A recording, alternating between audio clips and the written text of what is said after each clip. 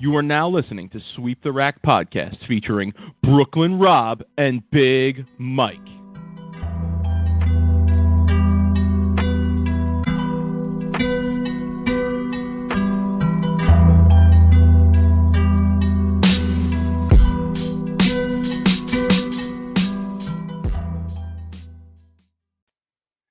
Rob, what's good, homie?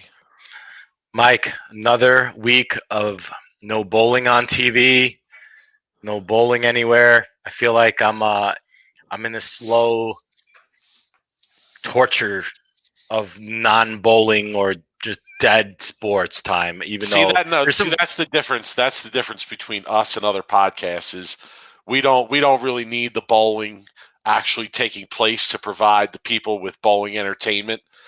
We have so much bowling shit to talk about and do that we don't even need the actual bowling going on. But I will say it is fun doing the podcast too when there's actual bowling going on and doing some coverage, some coverage of actual bowling. But we're still here for the people, Rob. It doesn't matter. Were there any I noticed that you've been pretty eerily quiet on Twitter these days.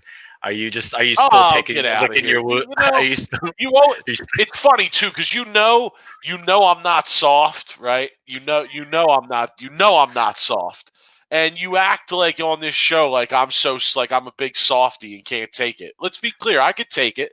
Okay, it's fine, and I made my points. I made my points last week. Listen, I thought it made for a great show. All right, after the beat you took, talking shit or not. That's fine. And listen, I said it last week. I'll say it again. I will only go so far on this show in public. Okay. There's certain that Rob, you know as well as I do that there's certain conversations that occur in private that should be left in private. And I'm going to keep it that way. I'm not trying to cross any of those lines, etc. But I defended my position. I said what I had to say. You said, "Oh, you took a beating. You got roasted." Lucas Wiseman said, "Oh, you got roasted." Oh, like I ain't never been roasted before. Whatever. Like, dude, I get roasted all the time. Okay, I get roasted all the time. I did stand behind my points. I did try and make my case as best I could. I stand behind most of what I said. I do. And listen, I'm an educated person. Like I'm reasonable. I'm not just here to only hear one side of the argument. Yeah, we're going to talk about that, Dan, in a little bit here. That's actually on our list of things to talk about is the closure of many of the bowling centers still in certain states. We're going to get to that in a minute if you want to stick around. But Rob, tell me, in a time when there's nothing really to talk about in bowling, there was an awful lot to talk about last week just based off of my bullshit off of Twitter. So regardless of what you want to say, it generates conversation. We joke around, Rob, about who's listening and who's watching. I think we found out some things last week about who's listening and who's watching to this show on a regular weekly basis. You never know. You never know who's going to come in, who's going to pop in. And Rob, swear to the people, totally unplanned last week. Totally unplanned. Totally spur of the moment. So, if you're out there and you really have something to say and you want to engage in the argument, you don't have to be Belmo to come on here and argue with us. Like, I'll argue with anybody. I don't care. Joe Schmo, Belmo, Joe Blow, whoever. Bring them all. Line them up. Line those suckers up, and I'll argue with them all.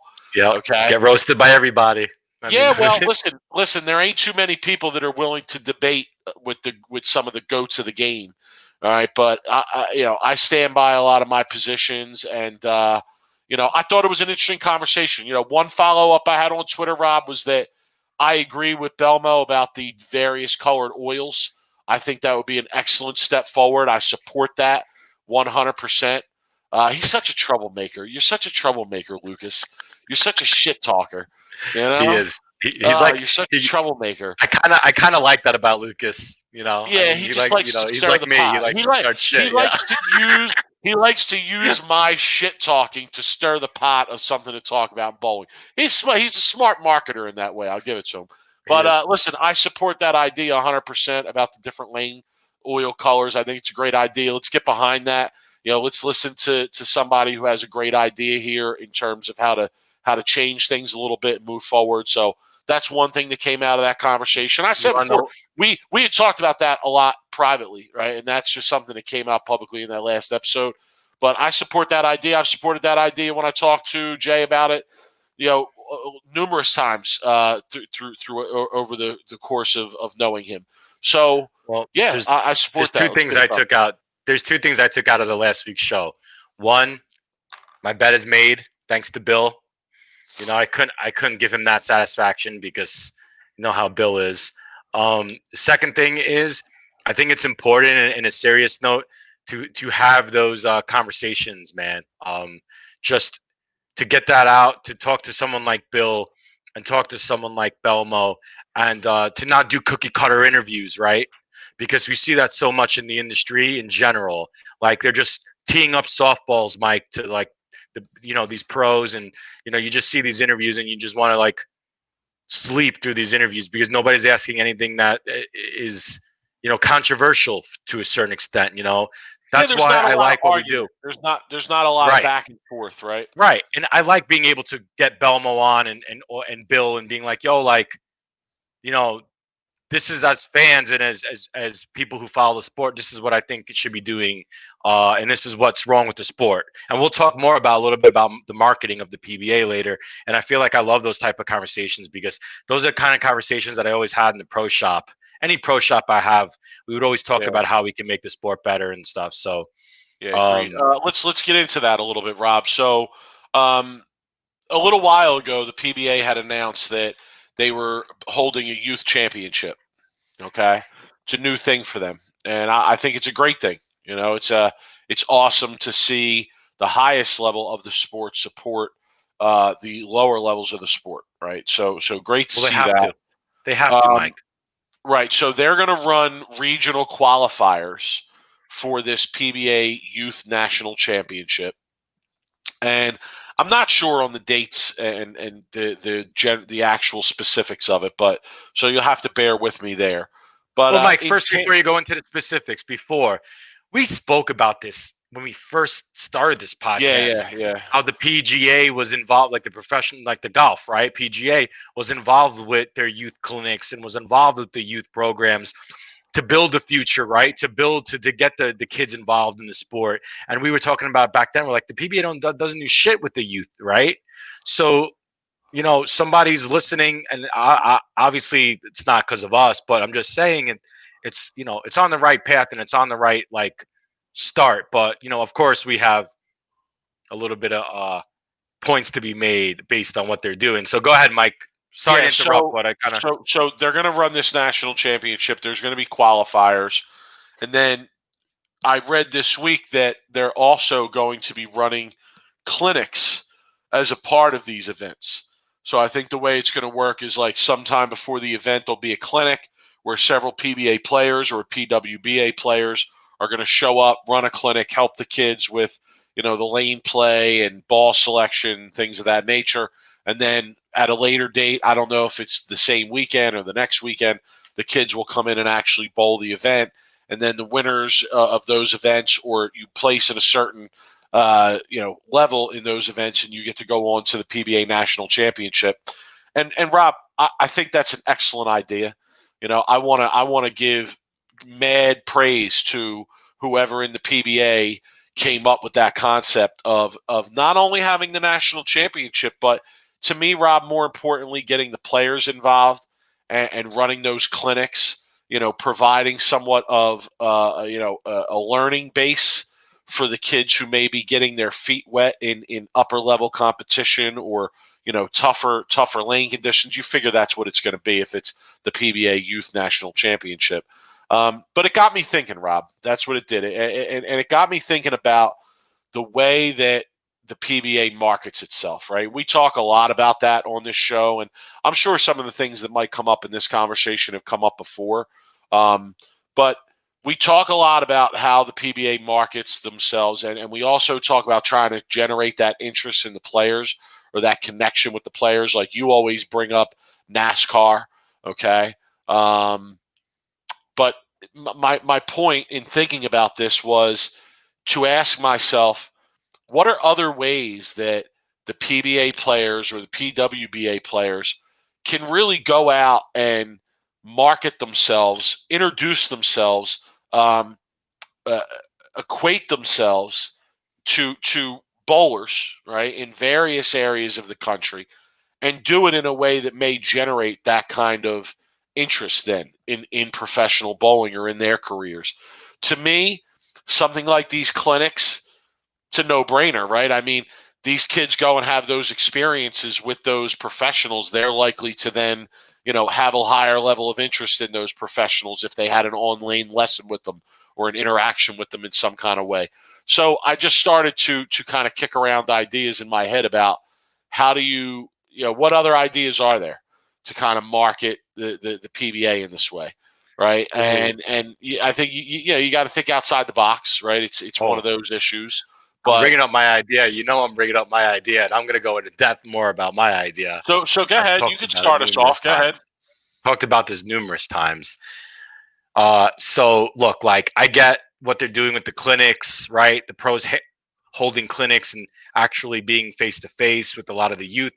Great start, right? I'm not going to put that down. My thinking is outside the box. My thinking is, how do you get people that aren't even bowlers, or how do you get kids that aren't even bowlers, or that are just watching sports or playing video games? How do you get them interested in the sport? To me, that's the hardest part, because these kids that are going to the clinics are already kind of invested in the sport. If you're going to a clinic, I'm not saying that's not going to, hurt them by doing it, but how do you get outside interest of people to be like, wow, I really love Jason Belmonte. He seems like a great guy. Maybe I'll watch his show and see what bowling's about. How do you do that, Mike? It's simple. Is you take the pros out of the bowling alley and you create some kind of show, and Mike, should I say reality show, where you would put maybe 15 or 20 pros in a house for 12 weeks, 8 weeks, whatever it is. You throw some money up top and you film them. And I'm stealing the idea right from the UFC, the Ultimate Fighter, right? That's how and then people could actually watch the pros, and then maybe there is some fights. You give them an open bar, you let them drink a little bit, you let them be themselves, and maybe you throw in some amateurs, right? And I know the PBA might not be, but I'm just thinking outside the box here. Throw in 8 amateurs and 8 pros, put them all in a house. Pick some crazy amateurs, right? Just do something where people can actually watch the pros and watch these people have personalities outside the lanes. Yeah, exactly. Get the people to actually know who these pros are, instead of just throwing a bowling ball down the lane and knocking pins down. Nobody cares outside of bowling about somebody throwing a bowling ball and knocking pins down. It's the harsh reality we face as bowlers. What people do like is they like reality shows. They like drama, right? So I feel like the PBA needs to do something in that fact where they could generate some outside. No, see, I'm gonna pull my brother's comment up here. No, because you know why? Because this is a good idea. That's why. Because we always bash them about taking other people's ideas. Them putting someone up on a throne wearing a crown and having them walk around is a bad idea. You ever seen that show, Good Idea, Bad Idea? This is what this is, a good idea. We need some outside interest. Why? The UFC Ultimate Fighter, they stole that idea from Real World. The Real World stole that idea from Big Brother. I mean, there's just, it's something that I've always talked about, and I kind of feel like the PBA needs to do something in that nature. It doesn't have to be like that, but I'm kind of with that. Yeah, I hear you, and you brought that up before. I'm thinking a little bit differently here. I think, Rob, your point is more towards people who aren't watching bowling or aren't interested in any way. The point I'm going to make is more towards people that are already bowling, that are regular league bowlers. So, I love your show. This is the best show, Rash. Are you kidding? So here's my point. My point is, there's a lot of people that bowl that aren't even familiar with the PBA, the players, when it's on, when pro bowling is taking place. And I know this just from being in the bowling alley myself or hanging around leagues, there's a lot of league bowlers who don't even know who the top pros are today. So what I wonder is, can and let me base it off of this. The traditional way that the PBA does things to me is that they roll into 10. Rob, correct me if I'm wrong here for looking at it this way, but they kind of roll into town, right? And they have a pro-am, right? And that's kind of the extent of the fan interaction, right? The planned fan interaction, anyway. Is that fair to say? Yeah, I feel like the only promotion they really do that week is maybe the bowling center will make an announcement during league, or there might be a couple flyers and a big picture of like Sean Rash on lane 1, and they're like, PBA comes into town this week. So I kind of feel like the marketing and the promotion, is where it could be. Okay. I guess. So that's where I want to focus on for a second, right? That's what I want to talk about. And I think just like this clinic, just like this PBA Youth National Championship, because like you think about what that does. I mean, that kind of takes the professional level of bowling and it puts it out there for these young kids that are bowling, and it gives them a goal to reach, right? Like it makes it a real thing. Like they can go and compete in that same environment. I think that can really have a strong effect on the people competing in that environment to want to go and do that, right? With that said, okay, in terms of the marketing, I want to see more. I think that the bowling, particularly professional bowling, has to work a lot harder than just running a pro-am and putting up a poster and thinking that we're going to develop a following through that. I'm talking, and these are just a couple ideas that I have. And if anybody else has anything, feel free to jump in the chat or email us, and we'll gladly put it out there. But like one example to me would be PBA bowlers in their areas where they live, making regular visits to the bigger bowling centers in their areas during leagues, getting to know some of the players, introducing themselves, talking about when bowling's going to be on, maybe putting on a short clinic, while they're there. So, or even handing out some bowling balls and some towels. Let's be honest. People rather have free shit than they would a lesson. Yeah, but like I mean, I get it, but I think I'm more on a wider scale. And let me just throw something out here real quick. Yeah, no, I understand. Listen, you're talking about more appeal to people outside of bowling that aren't watching it anyway, right? I'm talking about trying to appeal to the people who are already engaged in the sport but aren't necessarily engaged with the professional level of the sport. And I think there's a lot of people that fall into that category. But go ahead, Rob. Yeah, like I'm thinking more on like a wider scale. Like, it's crazy because like NASCAR, okay? I don't know anything about NASCAR. I would probably never watch NASCAR. But when I watched a movie like Days of Thunder with Tom Cruise, it got me a little bit intrigued of what NASCAR actually is. Because it was a pretty serious movie when it came to NASCAR. Also a movie like Rush with, was a really good racing movie with or Ford versus Ferrari. These are great racing movies that are involved. I kind of feel like there needs to be a serious bowling movie, Mike. Kingpin did such shit for our sport. It made such a shit. Like, it was a great movie. Loved it. Laughed a lot. But when it comes to actually the integrity of the sport, it killed the integrity of the sport. Because you got serious movies, right? Like Matt Damon did that movie with Legend of Bagger Vance, right? Serious golf movie. NASCAR did Days of Thunder, serious racing movie. What does bowling get? Bowling gets Woody Harrelson and Bill Murray doing a comedy that's making fun of bowling, right? Like, these are the athletes, and I had a guy with a gut and he's drinking a beer, smoking a cigarette, and people were joking. He had a rubber hand and he was throwing it. He was like, it was a joke, and people enjoyed that movie. I feel like on a wider scale, the PBA needs to come out with some kind of serious movie, put some money, get some backing behind it, and get a real serious actor and do a life story of a Mark Roth, or do a life story of an Earl Anthony, right? And actually have something like that is serious, where people could be like, wow, bowling's actually really like seems appealing, and people could fall in love with the sport just from watching a movie that maybe becomes really popular. Right. Yeah, and I and all good points, all fair points, and we're kind of talking about two different things here. I'm talking about I know. engagement, but I'll Right. talk a little bit about that broader audience, right? Because I can talk that too. Yeah, I think they need to do a better job trying to pull those people in too, Rob. Obviously, Right. like the broader the audience we can pull in, the better. You know, one idea I had is that when the PBA hits a town, they should try and do their best to make it a media blitz of the PBA in whatever town they're in.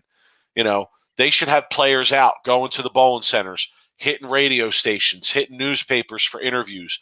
And I know it's a lot. I know it's a lot to ask of the players because they're already busy and they have tight schedules, et cetera. But you know what? I think that these are guys who are willing to make sacrifices in that regard, especially if it furthers the sport and betters the sport. Like Sean, you know, I would definitely put him in that category. So I would love to see more of that as well. Like I joke around about calling the Philadelphia Sports Talk radio station whenever Bill makes a TV show and telling people to watch. And I, you know, I'm bullshitting. I do it just to have fun because I'm listening and calling in anyway. But I do believe that could have an effect if it's the players. Like, for instance, Sean and Bill just did a podcast that has nothing to do with bowling whatsoever that I listened to. It was awesome. I think like those kinds of opportunities as well can turn non-bowlers onto bowling too. But I was just thinking more in terms of like the local marketing, right? Yeah, of what we could do for the people already in bowling. Like, Rob, just to put a poster up, and listen, I'm happy to see a poster up in the Bowlero centers. Let me be clear. It's great that they did that, but we need more. We need more than just a poster up. You know what I mean? We need more than just a poster up, and we need to really market the sport going forward. You know? Yeah, you know the thing is like. So the bowling movie, real quick, people were saying they'd love to see a bowling movie. Our guy, Jimmy from the Ringing 10, on Twitter today, he sent out that there is a serious bowling movie. I forget what it is. Let me Dreamer. look it up. It's called The Dreamer. Yeah, okay, I've seen YouTube. It is. But it's an old movie. And here's the thing is like I've always had this idea of having a movie based on someone bowling action. Like the Rounders, right? That have with poker, but do that with bowling, right? There's so many. I mean, what about a life story of Rudy Reps? That shit. Let's write that shit. I've already written the first scene. I already written the first scene, man. You know, but I mean, I have a scene, but still, like, I feel like there has to be a movie like Rounders, right, which was pre-poker popularity, right, which would just like kind of like look like. The PBA is great and all. They could do as much as they can promoting locally, whatever. But until PBA gets mainstream and something big happens, like a movie or a Netflix series, right, where people, not the Bob Perry story, which is amazing. If you haven't seen that on Netflix, you got to check that out. But like, you know, with a serious main spotlight, you know, where a serious actor does a role and there's a really good storyline, but there's an interesting storyline, right? Not something that's just going to be about bowling, right? That's going to have, you know. We heard Bruce Falcon, Tom Smallwood. That was a great storyline for a bowling. It is. Movie, right? That's a good storyline. I think after watching the Simonson documentary, that could be another good storyline for bowling. You know, but yeah, certainly, Rob, like a storyline of the action, you know, even if it's fictional, you know, could really have something there. Greed with Michael J. Fox, that's another one. That's not a serious. Yeah, and Greed was a great movie. Uncle Joe, man, love Uncle Joe. But still, like, that's not really about bowling. I mean, I'm talking about a movie like, I'm thinking something like Rush, right? If you haven't seen Rush, dude, check that movie out. It's an amazing movie. It talks about the racing and the behind the scenes about what goes into, you know, Ford versus Ferrari. That's another great movie that goes into detail about racing. All I'm saying is it has to be a serious movie and that discusses like bowling, but also puts it a little bit of rivalry and entertainment that we're not seeing on TV. Me and my homie who hung out in the pro shop back in the day, Rob, we always talk about the pro shop talk. Me and my homie who hung in the pro shop back in the day, we had written some scenes for a bowling movie even before Kingpin came out, but we had more of a comedy thing in mind. And one of the scenes was like you know, the scene in Caddyshack where the caddies jump in the pool and do the synchronized swimming scene, right? We had a scene like that, except it was slap outs. It was like the whole bowling alley would stop and everybody would do synchronous slap outs. And a couch would fly through the scene at the same time that everybody was doing synchronous Dude, the movie that I was writing started out with me and my boys from Brooklyn going into a bowling alley in the Bronx at like 3 a.m. to bowl big money action against somebody who's getting sponsored by the mob. Tell me you wouldn't watch that. I also wrote a play in college that was based around me working in a bowling center, but that was, again, more comedy. It was about people shitting. But this was like, I mean, this was comedy almost like to the fact where like you're like 8 Mile, but 8 Mile meets bowling, right? You got a kid that's trying to like make it in the bowling world, but he's coming from the streets, bowling action, right? Trying to make it through. I don't know, Mike. Look, I'm not a movie writer. I'm not a producer, but I feel like this is something I think if you get to the grimy side of it, like a Rounders type thing, I think you could be on to something there. All right, we're gonna move on. We're gonna talk about the marketing.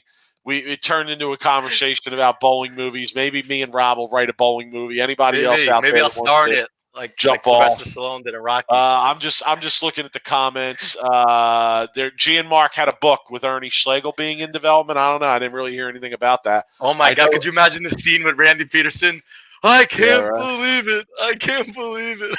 Yeah. I mean, honestly, like I kind of would need. I think in order for it to be really successful, and this is not a knock on any individual bowler, I think you're going to have to pull from all the great stories of action bowling, et cetera, and put them into one character, as opposed to having all these characters that all have their separate stories.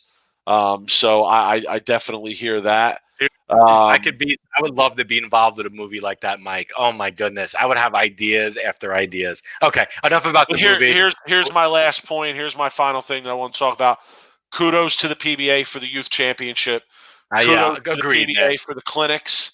Look, you got to give credit to Coley, right? We bash her anytime we can, but I mean, you got to give her credit. If we're giving her shit about most of the stuff that's probably, I mean, you got to give her credit, even though it might not have been her idea. Well, I can knock it a little bit because there was no Eastern region, Rob. Dude, there was no Eastern region. I was like, wait, what?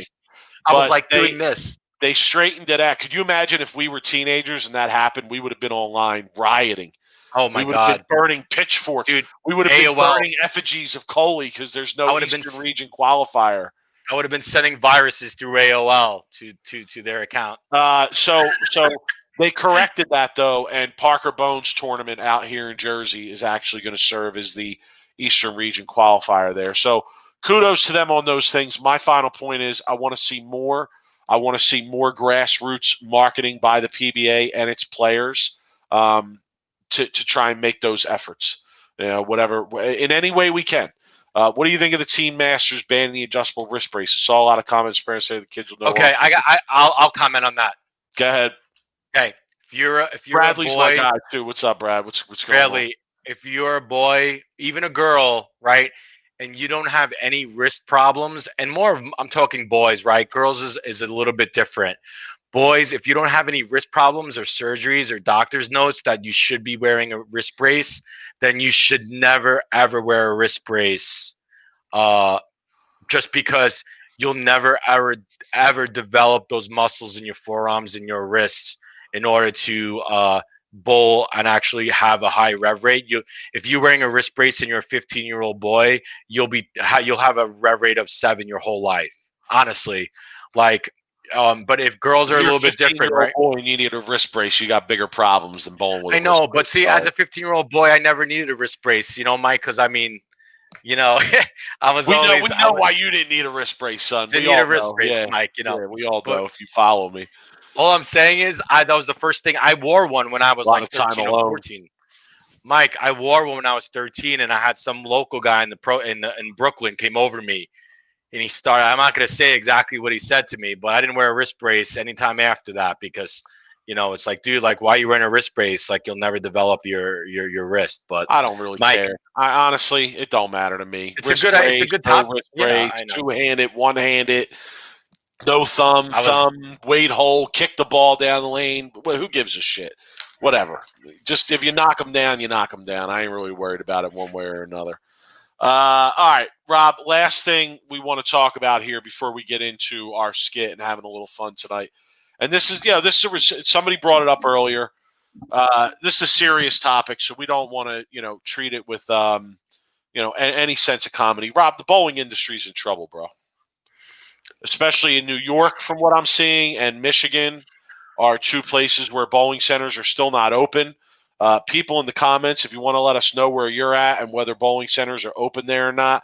I'm in New Jersey. Bowling centers are open, but Rob, I got to say, every freaking center I drive by, the parking lot is completely empty. I drove by Nob Hill Country Lanes today, which is the closest center to my house where I usually practice. It was deserted. I mean, it really looked deserted. It was crazy. So I know New York bowling centers have really been lobbying to get open. Michigan, I think I read today, is suing to open. John, can you comment in terms of why you think New York is in such big trouble? Why do you think Wisconsin's open? Okay. Rob, but I mean, what are your thoughts? I mean, even if the bowling centers are open, like when people are going to bowl at your local centers, how many of them are filled? I mean, I think bowling was in trouble pre-pandemic. A lot of the bowling centers were, because I mean, really, how much they were making all their money at night and leagues. I commented on this before, Mike. We talked about this, and it's a serious topic. How much? How much are the bowling centers like lobbying to their bowlers for help? Or what does the USBC do? Or what does the BPAA do? Has there been any meetings with the BPAA? Has there been any meetings with the USBC? And just talk about how they could save, or how they could try to save some of these bowling alleys from closing. Now, Mike, I'm asking this question. I'm not a business owner, right? Is it the proprietor? Is it the owner of the bowling center? Is it his job to try to raise money or get money to stay open? Do they have to rely on the USBC? Do they have to rely on the BPAA? I'm asking, Mike. I don't know those answers to those questions because I'm not an owner of a bowling center. But what if you're a bowling center owner and your bowling alley is in trouble? What do you do? Do you just sit home and just let it close, or do you try to raise money, or what do you do? That's a tough question. Not having any background in the business of it, hard for me to say. I think all businesses have had to try to get creative during this time in some way, but I know that obviously it's tough to get creative when you can't open. Listen, I feel for the bowling community in general with this issue, but at the same time, those bowling centers that don't survive this, could that mean and I'm only trying to look at the silver lining here, believe me. Could that mean a stronger return for the bowling alleys that do survive this? No, you know what it's going to mean? It's going to mean higher prices for games, higher prices for shoes. Look, coming from someone with experience that knows what happens when bowling alleys close in one area, aka Brooklyn, New York. If nobody knows about what happened in Brooklyn, New York, one owner, one proprietor came in. He bought out pretty much every bowling center in Brooklyn. He closed all of his competition. And then guess what happens? Supply and demand, Mike. I'm not a business owner, but I know basic economics, right? If you're the only bowling center in town, you could maybe raise the rate $1 a game. You could raise the rate for shoes if you're bowling center. We've talked about that too. There's no question. Like, we should all be prepared to pay more when we go back to bowling. For sure. No question. I mean, here's my, and not just idea, right? If I'm a bowling center proprietor and I can't have bowling in the bowling center, why couldn't I lobby or use my parking lot if I have a parking lot in my bowling center, which a lot of the bowling alleys do in the rural areas, right? Or the farm areas. Why couldn't you start running cornhole leagues for your league players? Horseshoes, right? Why not be able to use your parking lot to have a car-based concert or drive-in movie, something like that? Listen, that's the point I'm making about being creative. You give me some time to think about it, or you pay me as the manager of a bowling center or something. You know who we got to talk to, Rob? You know who we got to try and get in touch with? We got to try and get in touch with Mike Fagan and Robbie Spigner and see what they have to say about this. Okay. It would be interesting. We talked to them recently, and we know that they're doing a thing with a whole conglomerate of bowling centers out in Minnesota. I mean, it's a fair point. Yeah, I would just like to hear what they have to say. Yeah, You no, know, outside guy, there's a limit too. I get fair it. point. If you have the size, though, I'm saying if you have the Yeah. size, and if the demand is there, and you can charge a premium for something like that, then why not? So be it. Bradley, comment whether Vegas is open or not, or Oh, bowling centers in Vegas open. Oh, Rob's there. Yeah. Never mind. Bowling I'm here. centers are open, Rob. They're open. They were busy. When I went there, it was normal. Everybody's wearing a mask. Leagues are bowling. The leagues are starting to form, I think, for like the fall in September. From my understanding, that I saw some like flyers go out for leagues, but the leagues don't really. There was never really a big league bowling in Vegas anyway. All their money comes from, the open bowling and just getting people in the casino. Dude, that's why the bowling alleys in Vegas can survive, because they have all the money from the casinos behind them, right? Yeah, no, I hear you. And Look, that's it. they'll If you probably make any have money the from money the bowling behind centers. you can survive. If not, it's going to be tough. Well, that's what Bolero can survive this, right? And because they have the money We're behind going to them. come back to an all Bolero world, baby. It's going to be, and that kills me. Scares me. Mike, the greatest times I've ever had as a bowler has been from like the mom pop shop bowling centers, right? With the same lady at the snack bar who, makes, the great chicken fillet sandwiches and whatnot. But like as an all corporate like way, it's a little bit scary, because when you go all corporate, you know what that means, people. I'll tell you something about Bolero snack bar, okay? I am far from cheap. In fact, if you're cheap, I don't even want to hang out with you. Don't even come around me if you're cheap, okay? You'll just get embarrassed. That's all that will happen.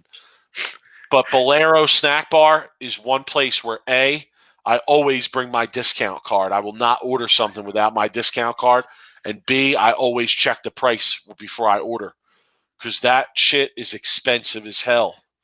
And I'm not joking. I mean, I'm talking $18 for a chicken fingers, fries, and soda meal. So we don't know, Jeff. We don't know.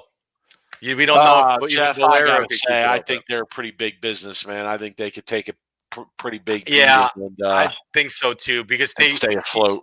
It's not like if you're a mom pop shop and you own a 16-lane center and the only bowling center in like some little small town in Michigan, right? Which, like, I used to bowl at these bowling tournaments in Clare, Michigan, right, where it was 21. It was 21. It was a 20-lane center, and it was the owner was the one working the front desk, right? Those are the bowling centers that are going to be the first to go. But if Bolero could get through this part, they're going to come out squeaky clean from the other end, and it scares me. Yeah, I like those bowling centers where the mechanic shits in a box in the back. You know what I'm saying? Like the grimy places, not these fancy Bolero places where the mechanic comes out from the back to use the actual stall bathroom. I like to keep it grimy. The bowling centers where the mechanic is bowling league, and then when the lane breaks down, he's got to leave his lanes to go fix the lane, and everybody has to wait for him, right? True. Like, all right, we're gonna move on. We're gonna move on. Listen, shout to all the states that still aren't open. We hope things get back to normal soon. We'll keep up on the situation. Bowl right, yeah, Jeff, no doubt, absolutely. That's on the all-time list. Rob, we have a skip for the people tonight. It's one of our new ones. We're rocking and rolling with it. We're talking about the marketing of the PBA, right? Why not? So our skit is should be sponsored by who? Is the name of this skit. Should be sponsored by who? I have my notes here. And we have 3 players, okay? 3 rounds. Each player is 1 round. And we will give you the player, and then Rob gets to say who that player should be sponsored by. And it could go in any direction. It could be bowling or non-bowling related, okay? It'll probably be non-bowling related. And then I will give my pick for who the player should be sponsored by, and then the people tell Rob how my pick was better than his. That's how this works. Spoiler alert. Rob, are you ready? I am ready. So who's that first pro? So the first player for sponsored by who tonight is Norm Duke. None other than Norm Duke, one of the goats. One of the goats here. So, Rob, do you want to go, or would you like me to go? We'll alternate. I'll go first, and then you can go first the next time. So okay. We'll go like all I could think about when I was thinking about what business or company should sponsor Norm Duke, and all I could think was Norm Duke's face on the box of a Wheaties bowl, a Wheaties cereal. So I think Norm Duke should be sponsored by Wheaties because, dude, it's the breakfast of champions, and dude, Norm Duke to me is it should be the spokesperson of Wheaties. I don't know why. Right. That shit was whack. When I think of Norm Duke, the first thing that comes to my mind is Sweep the Rack interview with Norm Duke, and the fact that Norm Duke is an apartment owner, okay, and a landlord, and he actually does the maintenance on the apartments that he owns. Okay, he does. So who should Norm Duke be sponsored by? This was a no-brainer for me. Ace Hardware. Ace Hardware, son. Come on, Ace Hardware. And listen, let me say something. Doesn't Norm Duke look like the guy who you would see at your local Ace Hardware with the vast and he's nice, right? Like Ace Hardware is like Ace is the place with the helpful hardware folks, right? Doesn't that describe Norm Duke if he worked in a hardware store? Dude, doesn't he strike you as like the helpful guy who would come and be like, "Hey, sir, how are you? What do you need today? What are you working on?" Dude, Norm, and he also used to use that storm ball that was called the Ace, didn't he? I remember him using that for a while. Yes, the PvP ball. Yes, absolutely. Yeah. I'll give that to you, Mike. That's a good one. No-brainer, Ace Hardware. All right, round 2, Rob. Here we go. The player is Richie Allen, Dick Allen, formerly known as Richie Allen, now Dick Allen. Okay, I'll go first on this one. I did some research on this one. Okay, and let me just say this. Sometimes being bald looks good. There's some people where you're bald, it looks good. Dick Allen is not one of those people. Being bald is not a good look on Dick Allen. I feel like he needs some hair. He's kind of got the half bald, like the opposite bowl. Okay, like the opposite bowl here. All right.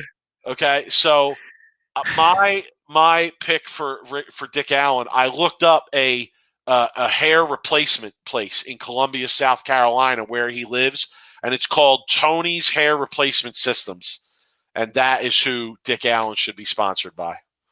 Simo checking in under Bradley Krause's Facebook, telling us that Norm gave him a 60-pound blank Ace. Okay, all right, go ahead, Rob. Dick Allen. Dude, I say Tony's Hair Replacement, Columbia, South Carolina. Dude, Maurice Wiggs. Dude. That kills me, man. Good fellas. Good shout out, Bill. Good. I like that. There's only one sponsor that I can see sponsoring Dickie Allen. It might be good. It might be bad.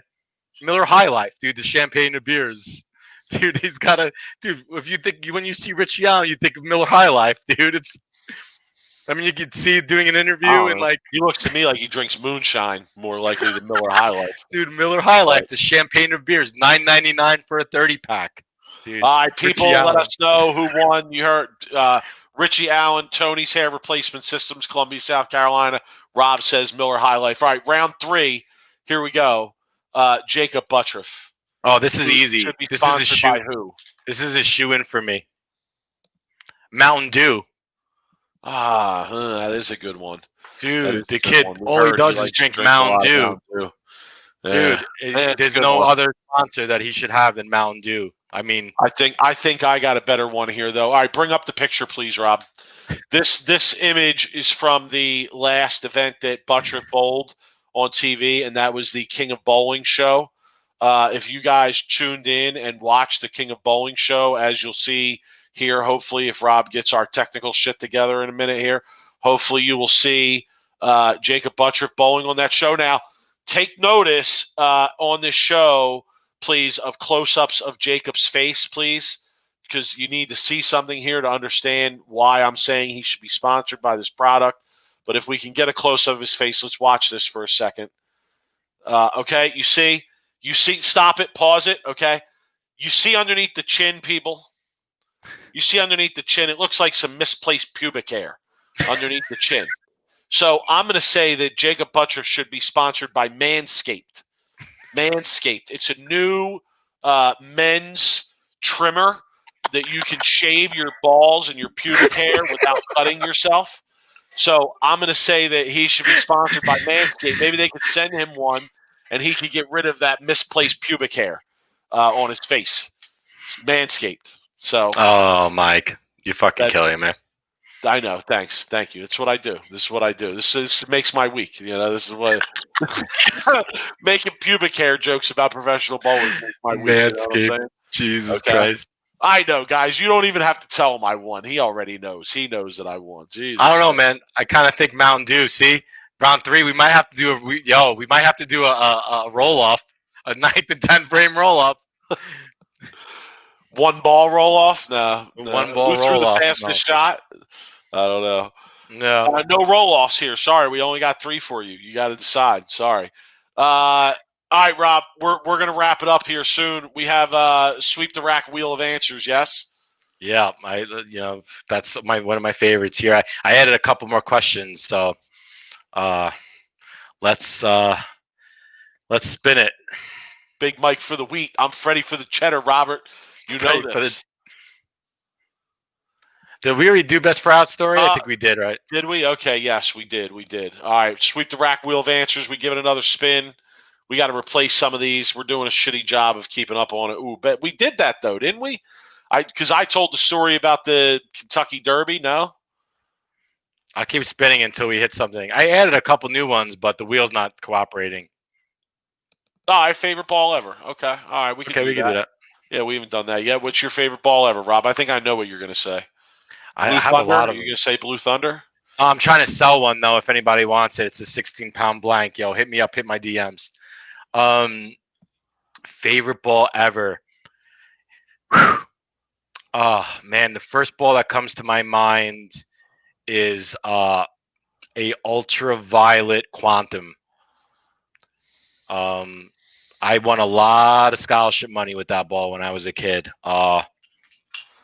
Definitely one of my all-time favorite balls. I have a lot of them, but that one was one of my definitely ones as a junior bowler. As an amateur, I'd probably say a Vortex 2 sanded, the black one with the red writing. So those are 2 of my favorite balls of all time. Wish I could find a V2. They just re-released one, but I want the OG one. Yeah, this is kind of easy for me. I had a standout favorite ball that I just used all the time and whacked them all over the place with, and that was the Triton Heat, the original Triton Heat. Oh, that was dude, just such a good ball. The brown one. I had a remarkable high school season with that ball. How about an idea? Won a few JBTs with that ball. So I got an idea. Go ahead. Someone in the comments, pick a pro. Mike, we're going improv. They said Lucas has to pick a pro. All right, go ahead, Lucas, pick a pro. Throw a pro up. We'll end this tiebreaker here. We're gonna end the tiebreaker. Who should be sponsoring? Triton Heat, though, best ball ever to me. I mean, it's up there. It's a good people one. Sound off in the comments, man. What was your favorite bowling ball, dude? I'm a big Ultimate Weapon. Ultimate Weapon was a sick bowling ball. Turbo X was a great ball. Turbo X was great. Yeah. Dude, Blue Piranha C. No, the Triton Heat was brown from the jump. It was like a maroon sparkly color. No, I mean the Blue Piranha C. Right. No, I'm talking to Jeff in the comments. Blue Piranha. Oh, we already did it, Lucas. Yeah, we already did Bill. I had toilets. First edition. Who else did we do? We did Bill. Who else did we do? I can't remember now. Walter Ray, and I forget who the third person was. Kyle Troop. That's right. So don't give us either of those 3 or the 3 we just did. We did. Yeah, Bill was sponsored by Kohler Toilets because he liked to shit in the same urinal every time, the same stall, the bathroom stall every tournament. I'm a big Power Torque. Remember that ball, man? That was a big fan. All right, Pete Weber. Oh, Pete Weber. Oh, dude, that could go so many different ways in that. Dude, there's only one. I got it. Let me go first, or am I going first? Go ahead. Yeah. Viagra, bro. Damn it. I was going to say only one shit. There's only one company, dude. Pete, if he gets it in, dude, he's winning the tournament. We all know that. I know. Dude, Viagra. I got it. I'll secede. You were going to, man, you totally took that one from me. Yeah, what else? Come on, just name a company then. I'll give you one. Pete should be sponsored by a divorce attorney. How about that? What I know my man has a few in the bank already. So perhaps I was going to there's a say, divorce Oakley. attorney out there. What's a big divorce attorney firm that advertises on TV? That's who should sponsor Pete. I'll go with that one. But My other one would have been Oakley. Oakley would have been my other one for all the sunglasses, right? Like that'd have been a good one. But the golf glove, FootJoy golf glove, maybe. FootJoy, yeah. Pete could get sponsored by a lot, dude. You could. What about Pornhub? Or Charlie Tapp says Dr. Porkenheimer's boner juice. Sounds good. Sounds effective. Brazzers by P. Weber. Dude, I could keep going. I mean, this is fun to me, you know. All right. On that note, I'm out. We're gonna wrap it up. Rob, have a good week. People, take it easy. We might be around on Sunday. Yes, Rob? Yeah, we actually have an interview set up with the one and only world famous coach Mark Baker to talk about his old tour stories, which will be really good. Talk about what he's doing these days, not being able to coach. So get into kind of where he's at with his coaching career. And yeah, Mark had some, dude, I've known Mark a really long time. Mark Baker has some great touring stories. He was a pretty good hothead back in the day. And if you watch some of his shows, he had a really bad outing with the 2-pin for some reason. He missed a lot of 2-pins. So we'll talk to him about that. I'm excited about it. So it'll be Sunday night at 6 p.m. Pacific, 9 p.m. Eastern Standard Time. We'll be doing his interview live. So yeah, if you don't got shit to do Sunday night, check it out. It should be a good one. Yeah, and if you miss it, it'll be posted on YouTube and Facebook. Check us out there. Subscribe, as always, like we asked. Subscribe to Facebook and YouTube. We appreciate the support. At the 215th on Twitter is my account. Follow me. At Brooklyn Rob is Rob. Follow him as 11. well. At Brooklyn Rob 11. Sorry, don't forget the 11.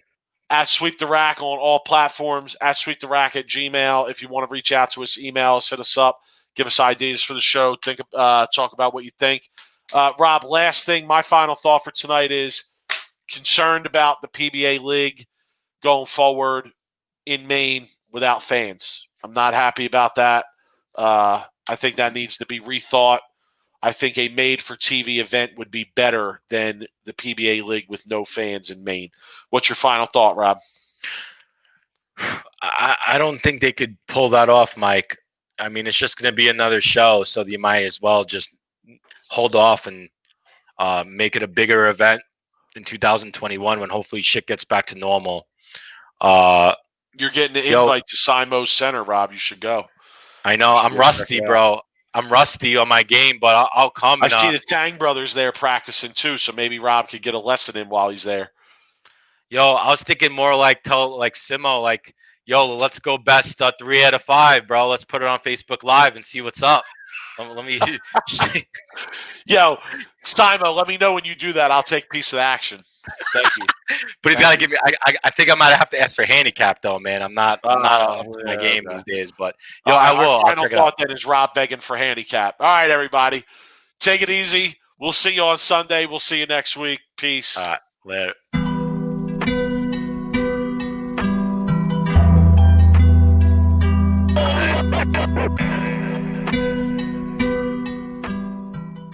You are now listening to